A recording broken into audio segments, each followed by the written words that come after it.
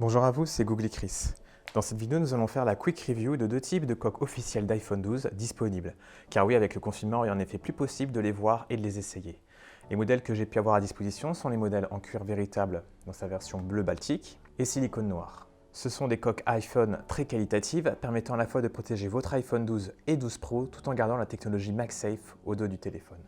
Donc comme vous pouvez le voir, ici c'est une boîte à tiroir qui sera rangée la coque d'iPhone 12 en cuir. Donc c'est compatible iPhone 12 Pro et iPhone 12 classique. Et voici la boîte qui elle n'est pas en tiroir mais en boîte classique dépliage.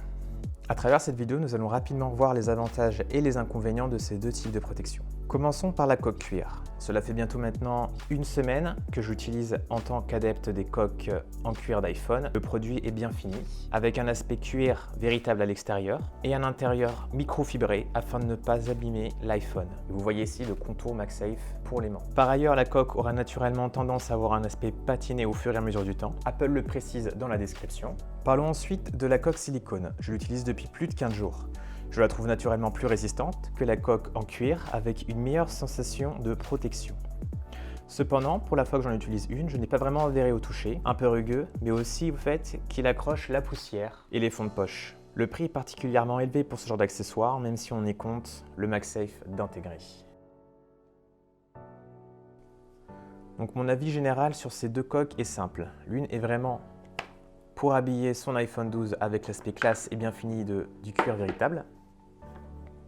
Et l'autre est plus polyvalente pour tout type de conditions.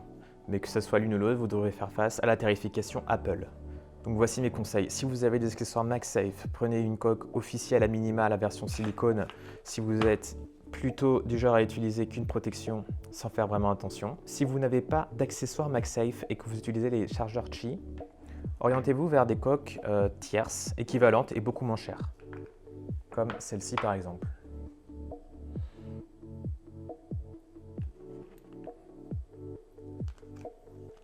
Donc c'est une coque classique de marque ESR achetée sur Amazon. Donc elle pourra tout à fait coller sur le MagSafe, pas de souci, elle est assez fine. Donc peut-être qu'il y a de la perte à travers le matériau. Sinon, vous pouvez aussi l'utiliser avec le chargeur Qi classique.